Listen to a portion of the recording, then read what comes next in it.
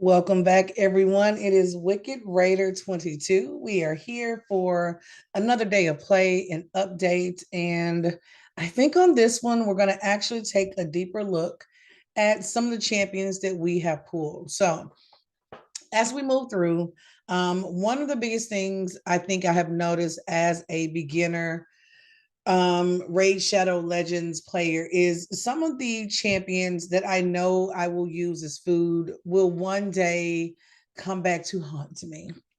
And so I want to learn more about these champions as we go. And as you guys can see, new player reward part 2 is all here. So play for 7 more days to get an epic champion. We're taking a look at this guy who would actually be coming in as a 4-star. So I am here all for it. We'll kind of look at the do's, the don'ts, the good, the bad, the all when it comes to our champions.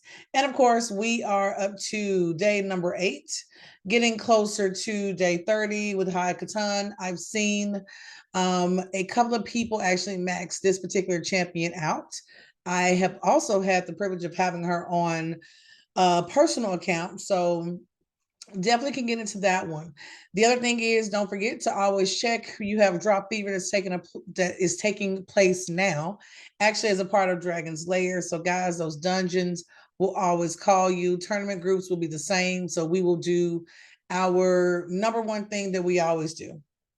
After you go through all the screens, of course, we're going to go around the board, check everywhere where we have a reward or something new that's waiting for us. Don't forget, it's always great to read. Read. The one thing that we probably skip the most. I'm going to claim a couple of shards and then I'm going to take you guys in and kind of show you the updates that and the progress that I actually made since the last time I posted. So, if nothing else, you will start accumulating a ton of mystery shards. Now, I will tell you this, I will normally go in, we're at 77 at the moment, and I have had some champions that I actually do go in and pull. So there are some moments when I'm upgrading champions and you absolutely will need to pull. So definitely don't shy away from it. I will say there will be a lot of moments where you will want to be more careful than others. So that's going to be the other part of it as well. Now, there are a couple of things, as always, check your clan, the progress in your clan, the XP that's being earned, the progress is a huge one. So being active in a clan is huge. Remember, we even talked about trying to select a clan or, really go for that invite based on where the other members of your clan are. And as you guys can see, a lot of these members are in the exact same place that we are. And you're going to lose some people that fall off, but a lot of people will at least log in and kind of get that daily progress rolling. Now, we always skip the champion button. We're going to zoom up here to the top. Our energy is looking pretty good. We do have access to the arena. This gold is a little bit low. I mean, silver is a little bit low, but that's always something that you're going to want to work on anyway. And then, of course, we're going in and do a little collecting. Now, if it's anything, for example, like energy, anything like saving XP, I normally save my XP. I pay attention, number one, to when it's going to expire. So this is a big one. Just in case I don't log in the next day, a lot of these I will come back and take advantage of. The good thing about your energy, though, guys, you got tons of days. You got 3 months.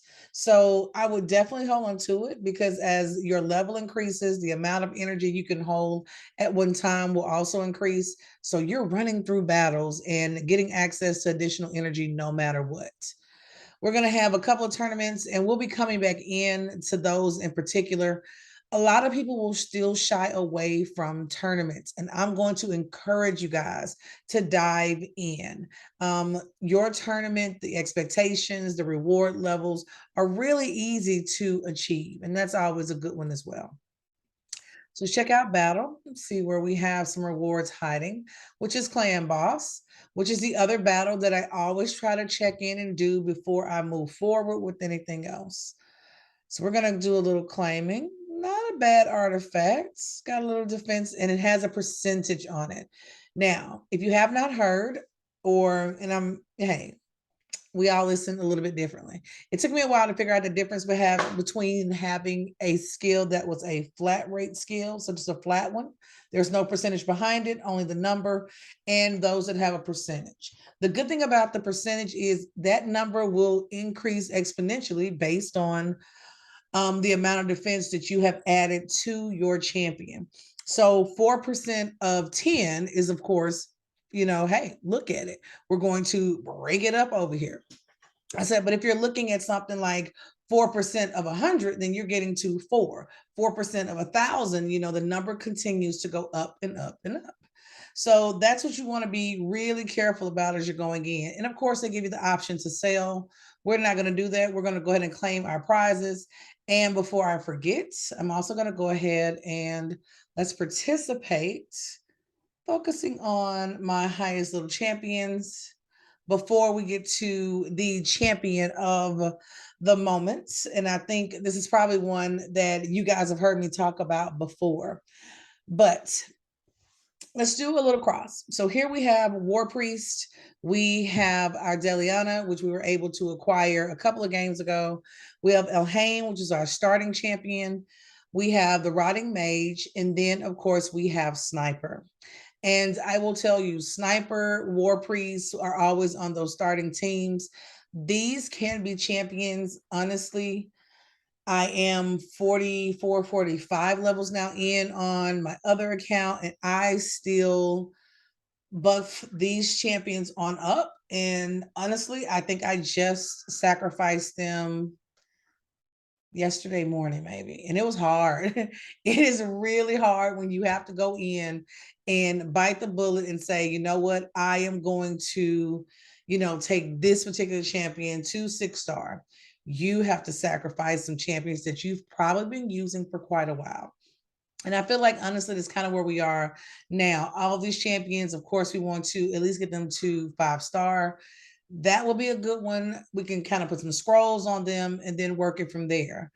The biggest thing is you're going to run into some really good champions along the way. And the question is, who's going to earn that top 4 or 5 spots and who will not? I have kind of now tried to put in my mind, I want to build that first champion all the way to 60. I'm going to build it, build it, build it. But along the way, I'm going to build some other champions. And if I really can't let them go, then I start thinking, where would they fall in my top 12? Because a lot of times, especially when you make the tag team, you're putting together 3 different teams of 4. So having 12 strong or 12 different champions to pull from and kind of a range is really important as well. All right, we've got our damage up to 285. Here's a good way to kind of gauge where you are. Is everyone kind of putting out that even number? And these 2 ladies, of course, we want to do some ascension here, but we're going to wait on that rotation within the dungeon to kind of open up for us. Middle wise, everyone else is kind of close together. War Priest can definitely do a little bit more, but remember, my 3 in the middle are all of my 4 stars as well. We're going to replay this one more time. Now, what you're doing with Clan Boss, as we are here gathering points, I want you to pay attention to 2 things. I started really trying to get an average or a gauge for how much damage my team was actually able to do. And I kind of put in my mind, all right, every time I go back every day, if I've had a nice amount of time in campaign and dungeon, anywhere, I want to make sure that this number for total damage is increasing by at least 10%. So it's one goal that I kind of put there for myself. The other thing is I want to pay attention to the boss turn count. If you go back to where we log in for clan and look at the very bottom, second from the bottom, it will say clan quest, and you can go in and select which quest, of course, you would like to be responsible for. And once you pick that quest, no one else in your clan is able to complete the same quest. There's a video, I think probably 2-3 videos ago, you guys just scroll down the playlist and you should see the entire why are clans important and what happens with your clan overall. But there's a challenge in there for total number of boss turn counts. Like you want to exceed 19. And at first I was like, man, I wonder how many has my team been doing? And so these 2 numbers you especially want to pay attention to and use as your gauge for improvement. And I've noticed substantially as my champions increase, of course, everyone else is able to do the same as well.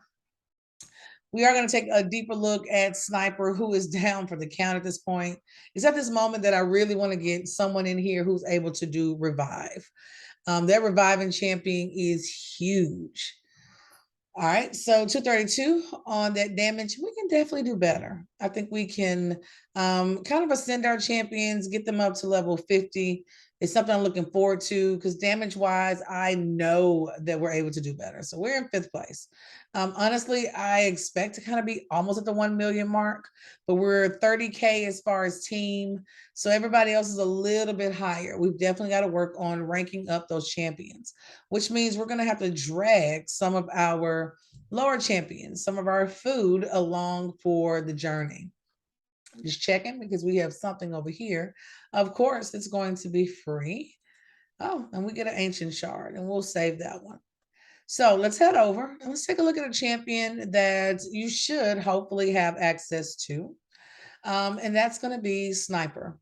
Sniper was actually one of our campaign champions that we received very early on. I believe we had War Priest first, Sniper came in second, and of course, falls under that Dark Elf banner. Now, when it comes to abilities, I have chosen to equip her with, of course, increased HP, but speed is going to be the name of the game.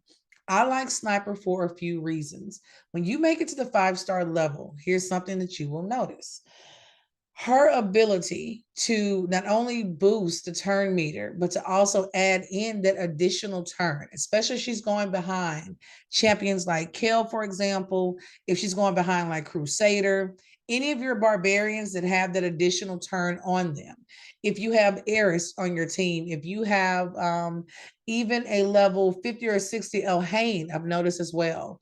When those two combinations of skills from champions come into play, it is absolutely amazing.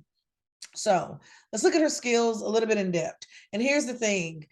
When she's ascended beyond just the 4-star, which we're going to work hard to get this done so you guys can kind of see, you will have additional skills as you are moving up.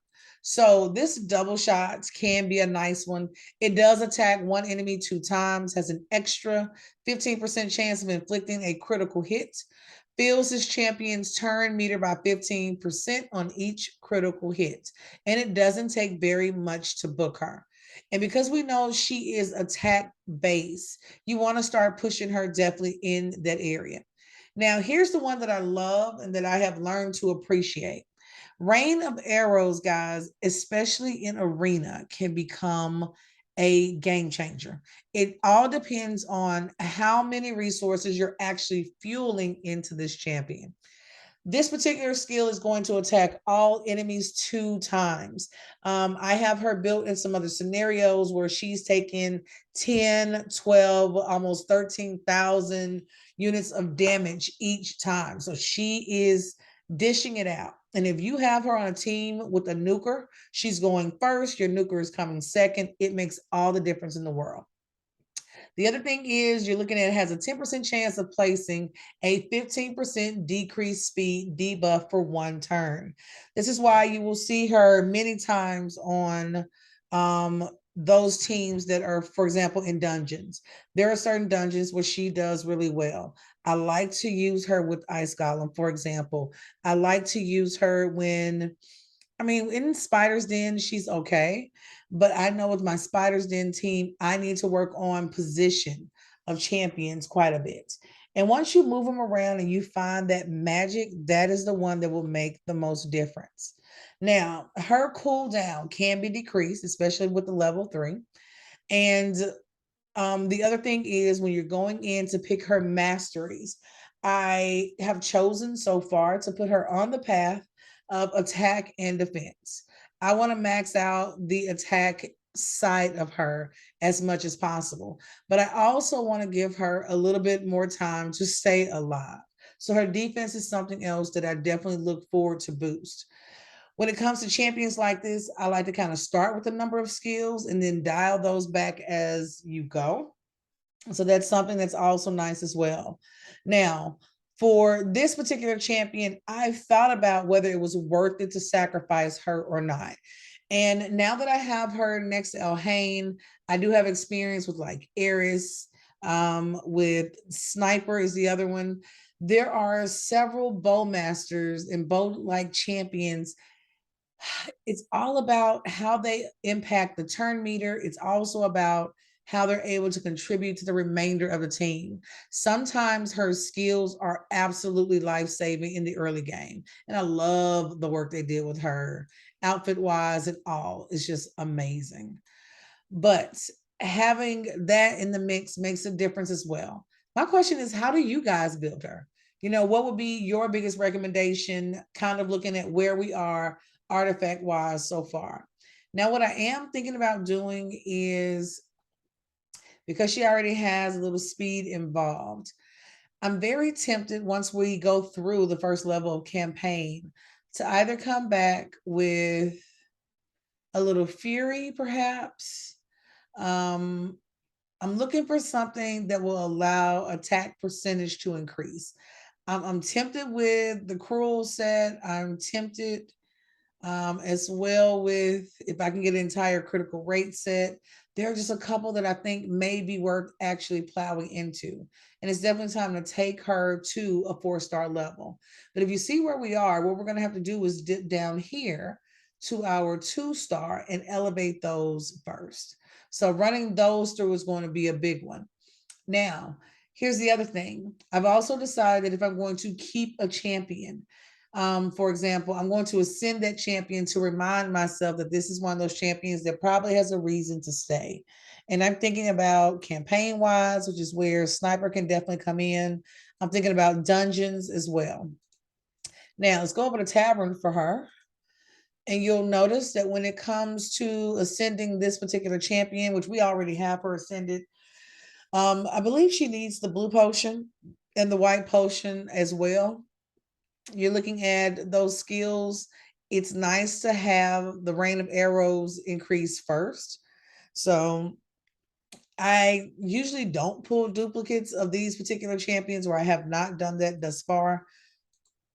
So that's going to be another one when you're trying to increase their skill without anything else. But guys, I will say, if you decide that definitely Sniper is going to be your long term, at least early and maybe up to early mid game, it can be worth it. She can definitely be worth it. So I like her. I think she is a slightly underrated nuker. I have seen a couple of videos posted that really got me excited about her. Before a champion that you received so early in the game, she's definitely one that I would recommend you at least 5-star and then kind of gauge her from there. I personally like Sniper a little bit more than Eris. I like her a little bit more than the Zephyr, and there's one other that comes to mind that I can't think of her name, but Sniper hands down would probably be my favorite. But let's not linger. We won't keep you guys any longer than necessary. If you've stayed this long with me, I appreciate you. As always, if you have not subscribed, definitely do some. Definitely do so. And we will see you in the next one. Have a good one.